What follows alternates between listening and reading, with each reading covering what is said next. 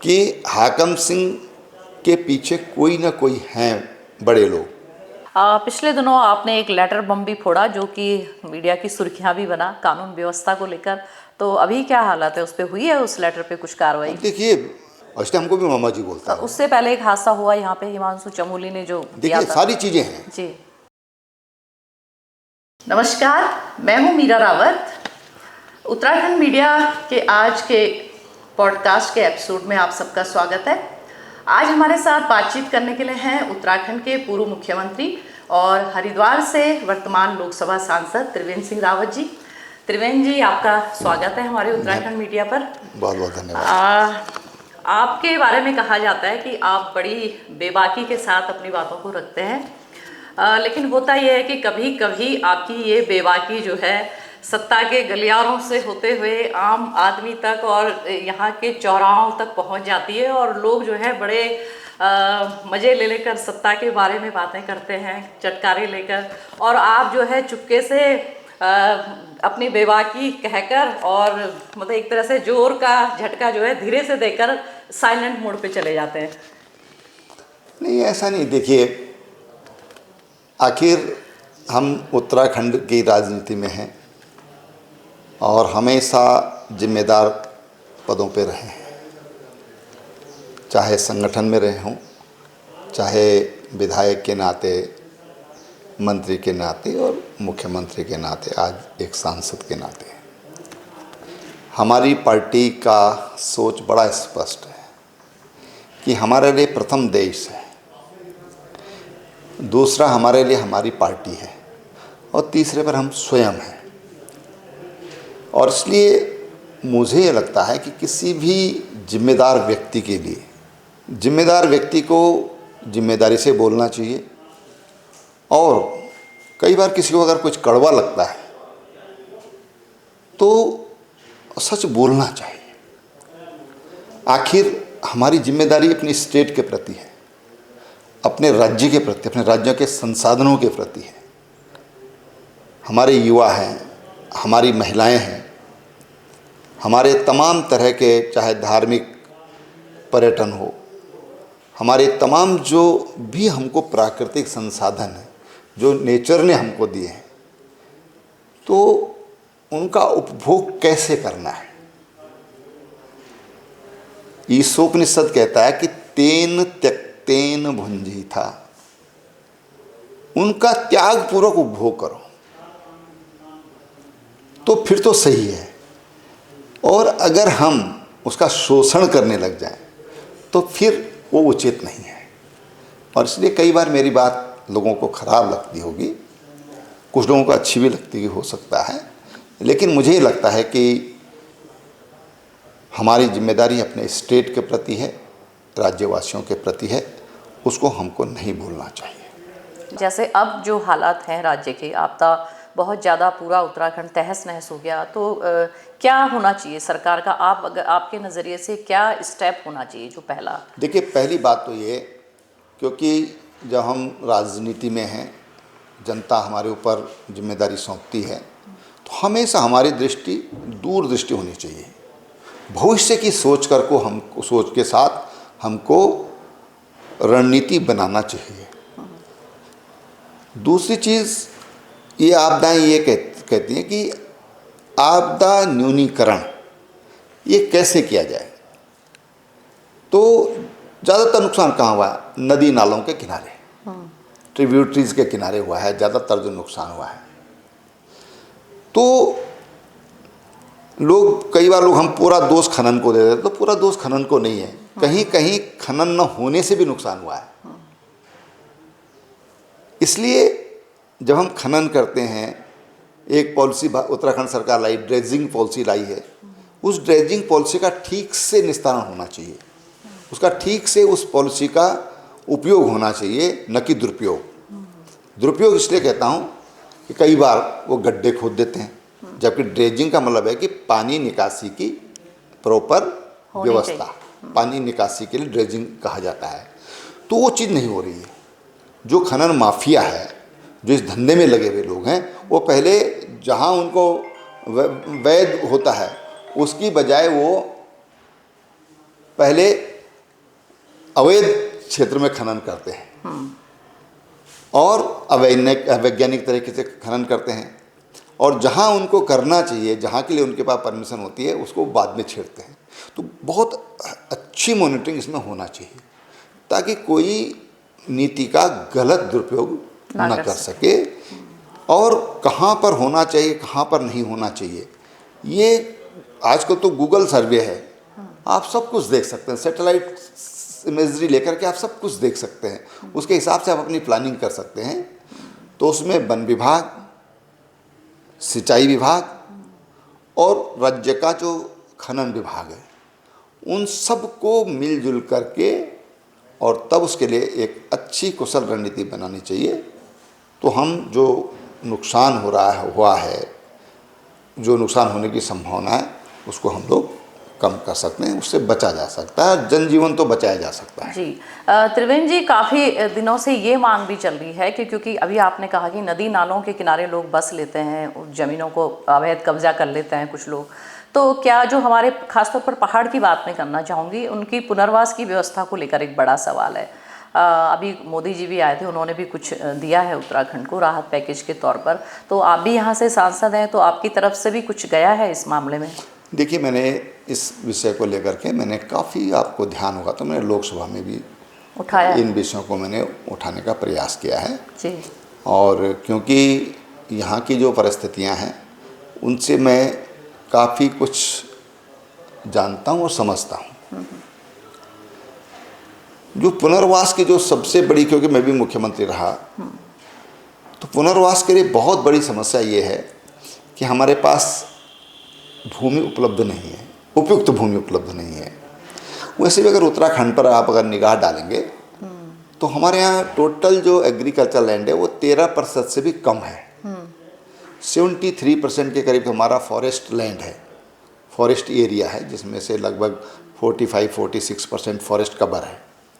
उस भूमि को आप छेड़ नहीं सकते हैं। अगर कोई छेड़ना है तो उसको एनजीटी और कहाँ से परमिशन लेना है। इसलिए मुझे लगता है कि हमको उस एनजीटी के जो नियम हैं उसमें भी परिवर्तन की आवश्यकता है कि अगर हमारी कोई भूमि ऐसी है फॉरेस्ट एरिया में कि जहाँ पर हम लोगों को सुरक्षित रख सकते हैं तो हमको उसको ट्रांसफ़र करना चाहिए।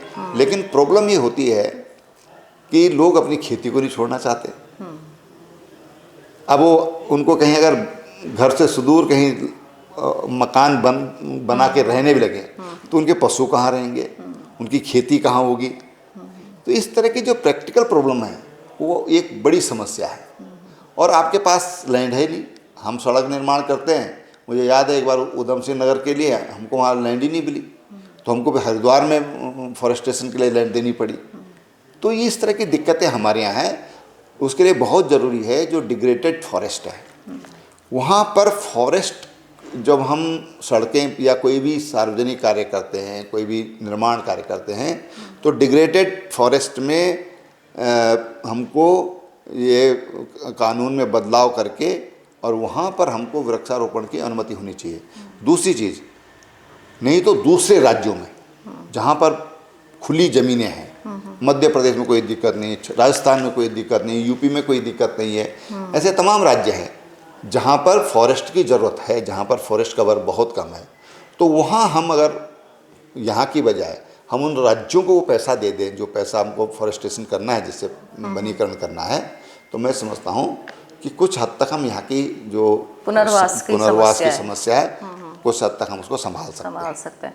आपने, मुझे याद है कि जब आप मुख्यमंत्री थे आपने रिस्पना नदी के पुनरुद्धार की एक पहल की थी, लेकिन अब शायद वो पहल या तो है नहीं, या मतलब अभी आप देख सकते हैं रिस्पना का क्या हाल है, तो इस पर आप काम कर रहे हैं अभी या नहीं? देखिए, उस पर तो काफ़ी काम हुआ है और जो शुरुआत मैंने 2007 में शुरुआत करी थी मिशन रिस्पना टू ऋषिपर्णा, और उसका मतलब ये कि जब ऋषिपर्णा थी इसमें 12 महीने पानी था, आज रिस्पना है तो बरसाती नाले के रूप में तब्दील हो गई है। उसके लिए मैंने ये सुझाव दिया था और सबसे पहले मैंने आवाज़ उठाई थी 1993 में कि सौंग पर बांध बनना चाहिए। तो उससे हमारी भविष्य की जो जलापूर्ति है वो हो सकेगी। ये मैंने 1993 में एक बैठक बालावाला गांव में ली थी, एक बैठक रायपुर में ली थी, और यहाँ के लोगों को कहा था कि भाई भविष्य में राज्य बनेगा तो यहाँ पर आबादी का बोझ बहुत बढ़ने वाला है जी। तो जो रिस्पना का जो हमने रिज्यूमिनेशन का लिया था, और आपको ध्यान होगा तो अल्मोड़ा में इसी तरह से कोसी जो नदी है, इन दोनों को हमने इस पर आवाज़ बुलंद की थी। रिस्पना क्योंकि पहले से चल रहा था, और कोसी 2017 में जब मैं मुख्यमंत्री बना तब उसको हमने उसके पुनर्जीवन के लिए आवाज़ उठाई थी। और दोनों के लिए सर्वे भी हुए। जो कोसी नदी है, एक तो लोकल स्तर पर क्या किया जा सकता है, उसके लिए वहाँ पर व्यापक वनीकरण भी किया गया था, और एक प्लान बना था कि पिंडर से उसमें कुछ पानी छोड़ा जाए। ऐसे ही जो रिस्पना है, सौंग पर बांध बनने से एक तो हमारी पेयजल की आपूर्ति होगी, ग्रेविटी वाटर लोगों को मिलेगा, और वर्षा जल पीने के लिए सबसे स्वच्छ और स्वास्थ्यप्रद माना जाता है, तो लोगों को अच्छा जल भी मिलेगा। तो उसका एक सामाजिक आर्थिक प्रभाव हमारी स्टेट पर पड़ेगा, यहाँ के लोगों के स्वास्थ्य पर पड़ेगा। तो उसमें शुरू हो गया, उसमें सौंग नदी पर बांध के लिए तो पैसा अभी भी रिस्पना पे कुछ चल रहा है क्या, कुछ काम? देखो, रिस्पना में तो पानी की कमी है, तो उसकी आपूर्ति सौंग से होगी, सौंग डैम से। अच्छा। तो उस पर काम चल रहा है, और उसके लिए कुछ मैंने माननीय मुख्यमंत्री से अनुरोध किया था कि उसकी एक शुरुआत कर दीजिए, तो ये काम थोड़ा थोड़ा पैसा मिलेगा, तो आने वाले 5-7 सालों में, 10 सालों में बयान बन करके और फिर रिस्पना में भी पानी छोड़ा जा सकता है। जी। त्रिवेंद्र जी, एक सवाल गैरसैंण को लेकर है। गैरसैंण को आपने क्योंकि समर कैपिटल का दर्जा दिया था जब आप मुख्यमंत्री थे, और आज जो गैरसैंण में हो रहा है, पहले आपकी सरकार है राज्य में, आपके विधायकों ने कहा कि उन्हें ठंड लग रही है, लगभग मेरे ख्याल से 20 या 25 विधायकों ने चिट्ठी लिख के दे दी कि हम वहाँ नहीं कर सकते सत्र क्योंकि हमें ठंड लगती है। उसके बाद अभी मानसून सत्र वहाँ पर हुआ गैरसैंण में, तो उसमें आपने देखा होगा कि 3 दिन के सत्र को जो है 1.5 दिन में ही निपटा लिया गया, और किस तरह से वहाँ पर हुआ। क्या लगता है आपको, मतलब कि ऐसा क्या सही है राज्य के लिए, एक पहाड़ी राज्य के लिए? बिल्कुल सही नहीं है। पहले तो एक बड़ा क्लियर कॉन्सेप्ट रहना चाहिए कि ये पर्वतीय राज्य है। ये राज्य की जो अवधारणा है और राज्य की जो उत्पत्ति हुई है, वो पर्वतीय क्षेत्र के विकास को लेकर हुई है, जिसको हम पर्वतीय राज्य कहते हैं। और भारत सरकार भी और देश दुनिया में भी उत्तराखंड को पर्वतीय राज्य के रूप में जाना जाता है। विधानसभा में जो कुछ हुआ, और विपक्ष अपनी आवाज़ उठाता है, बहिष्कार भी करता है, वेल में भी आता है, कोई दिक्कत नहीं है। लेकिन विधानसभा भवन के अंदर इस तरह से बिस्तर लगा के सोना, मैं समझता हूँ कि कदापि उचित नहीं है, कदापि उचित नहीं है। इतने सीनियर विधायक विपक्ष में, मैं विपक्ष को आरोपित नहीं कर रहा हूँ, इतने सीनियर लोग वहाँ पर हैं, ये बहुत ही दुखद था, बहुत कष्टप्रद था। एक गलत एग्जाम्पल कोड होगा। नहीं तो आपकी विधानसभा अध्यक्ष ने भी तो उन्हें अनुमति नहीं दी चर्चा करने की। नहीं, ऐसा नहीं है। मैं समझता हूँ कि जो मेरी जानकारी में है, बात हुई थी चर्चा की, अगर उन्होंने उसमें एक नया इशू जोड़ दिया तो कार्य मंत्रणा समिति में कोई चीज़ें तय होती हैं, उसमें विपक्ष भी होता है। अगर उस पर चर्चा करे थे लोकसभा विधानसभा अध्यक्ष ने रोका है, तब तो हम ये मानेंगे कि विधानसभा अध्यक्ष की गलती है। लेकिन ऐसा नहीं है ना, आप फिर नया विषय लेकर के आ गए। तो विधानसभा अध्यक्ष ने कहा मैं इसको सुनने के लिए, हम सरकार तैयार है, मैं इसको सुनने के लिए तैयार हूँ, लेकिन वो उनकी जिद होगी कि पहले इसको सुनिए। तो ये इस तरह का जो अड़ियलपन है वो ठीक नहीं है। जी। पिछले दिनों आपने एक लेटर बम भी फोड़ा जो कि मीडिया की सुर्खियां भी बना कानून व्यवस्था को लेकर, तो अभी क्या हालत है, उस पर हुई है उस लेटर पे कुछ कार्रवाई? देखिए, बड़े घोटाले मेरे सामने आए थे। एक तो LUCC वाला आया था, और दूसरा एक यहाँ पर बहुगुणा परिवार है, वो मेरे पास आए थे। केवल उनके वृद्ध पिता के, उन्हीं की मुझे लगता है कि 6-7 करोड़ रुपए कोई अंकित रावत और उनकी टीम है कोई, उन्होंने उनसे पैसे ले लिए। वो उनके रिलेशन में भी हैं। तो एक जो एक रिश्तेदारी की निकटता होती है उसका नाजायज़ फ़ायदा उठा रहे हैं। ऐसे कई लोगों से, लगभग मेरे ख्याल से 48-50 करोड़ का वो गबन था जी। और कई लोग मेरे पास आए। तो उसको लेकर मैंने चिट्ठी लिखा था डीजीपी को और उस पर कार्रवाई के लेकर तो हुई उस पर कार्रवाई? लेकिन देखिए दुर्भाग्य, देखिए मैं उस व्यक्ति का एक पॉडकास्ट देख रहा था कल ही। उसने कहा कि एक एक्स सीएम एमपी ने एक चिट्ठी लिखी। अच्छा।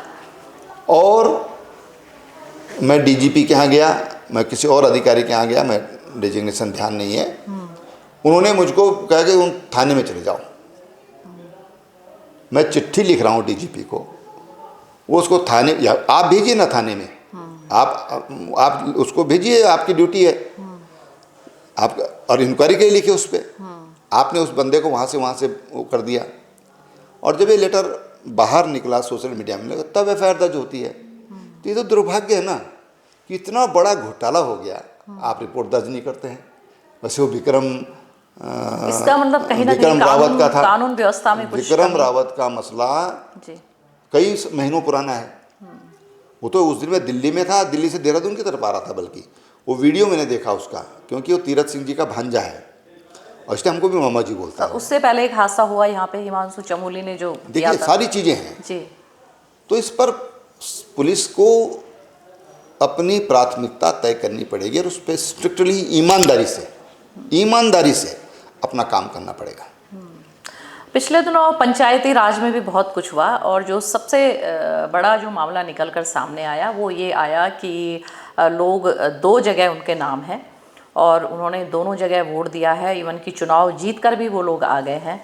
अभी शायद कोर्ट में इस पर चल रहा है, आप इसको किस रूप में देखते हैं? अब देखिए ये बहुत टेक्निकल और संवैधानिक सवाल है, संवैधानिक व्यवस्थाओं पर सवाल है। लेकिन चुनाव अधिनियम तो कहता है ना कि 2 जगह से गलत है, नाम नहीं होना चाहिए। ऐसा है कि बिल्कुल गलत है जी। 2 जगह वोट नहीं डाल सकता है कोई जी। और उस पर कोर्ट फैसला करेगा। मुझे लगता है कि कोर्ट जो हमारी पंचायती राज एक्ट है उसके मुताबिक उस पर कार्रवाई करेगा। त्रिवेणी जी, एक मुद्दा इन दोनों काफ़ी चर्चा में है। इन दोनों क्या वो बहुत पहले से है, अभी हाकम सिंह फिर एक बार से गिरफ्तार हो गया है। उन पर आरोप है कि वो पहले भी उन पर आरोप लगे थे कि उन्होंने पेपर सेटिंग में कुछ किया है। और ये कुछ लोग ये भी चर्चा करते हैं कि वो आपके नज़दीकी रहे हैं। इस बारे में क्या कहना चाहेंगे? अब एक बार फिर से उनकी गिरफ्तारी हो गई है। हाकम सिंह भारतीय जनता पार्टी का कार्यकर्ता रहा है जी। हाकम सिंह जिला पंचायत का सदस्य रहा है। हाकम सिंह ने गड़बड़ी की, हाकम सिंह को पुलिस ने गिरफ्तार किया, हमारी सरकार थी, हमारी सरकार ने किया है। तो जो लोग गड़बड़ कर रहे हैं उस पर कार्रवाई हुई है और मेरा नहीं हो तो हमारी पार्टी का आदमी, तभी सभी के साथ, मुख्यमंत्री के साथ उसकी फ़ोटो हैं, किसके साथ उसकी फ़ोटो नहीं है? तो और हमारे पे इतने लोग दिन भर यहाँ पर आते हैं, फ़ोटो खिंचवाते हैं, वो तो हमारा पार्टी का कार्यकर्ता था ना, ठीक है ना। तो पार्टी ने भी कार्रवाई करी कि उसको पार्टी से बाहर कर दिया। सरकार ने भी अपना काम किया कि उसको जेल में डाल दिया। आज फिर उसने गड़बड़ करने की कोशिश की, जैसे आज के अखबारों में है, तो आज फिर उसको अंदर कर दिया। पर ये हो कैसे जा रहा है कि हाकम को एकदम से मतलब बाहर आया तो फिर उसे पता लग गया कि कहाँ पेपर सेट किए जा रहे हैं? नहीं, इस बार का तो जैसे मैं, अगर वो सच है जो अखबार में छपा है, हाँ। तो इस बार का तो केवल ब्रेन का खेल था, दिमागी खेल था उसका। लेकिन इस मामले में कहना चाहता हूँ जी कि हाकम सिंह के पीछे कोई ना कोई हैं बड़े लोग, उन लोगों तक कार्रवाई होनी चाहिए। मतलब कोई खेल कोई और खेल रहा है। हाँ, वो तो इस्तेमाल हो रहा है जो मुझे लगता है। त्रिवेणी जी, एक आखिरी सवाल है। आपकी सरकार है क्योंकि, तो मैं ये जानना चाहूँगी, आप भी मुख्यमंत्री रहे, कितने नंबर देना चाहेंगे सरकार को विकास के मामलों में या किसी भी मामलों में?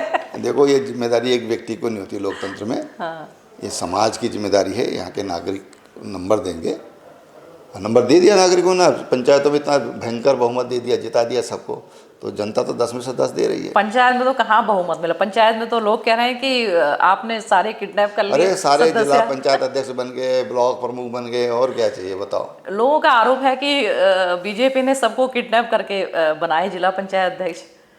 अब देखिए, अब केवल ये विषय नैनीताल को लेकर के विषय आया, मुझे लगता है कि न्यायालय में है। हाँ और उसमें दोनों पक्ष न्यायालय में अपनी बात रखेंगे, जी तो न्यायालय के निर्णय की प्रतीक्षा करना चाहिए। जी। हमसे बातचीत करने के लिए आपका बहुत बहुत बहुत धन्यवाद। तो आज थे हमारे मेहमान पूर्व मुख्यमंत्री और हरिद्वार के सांसद त्रिवेंद्र सिंह रावत जी। अगले एपिसोड में किसी और हस्ती से मुलाकात होगी, तब तक हमें इजाज़त दीजिए। नमस्कार।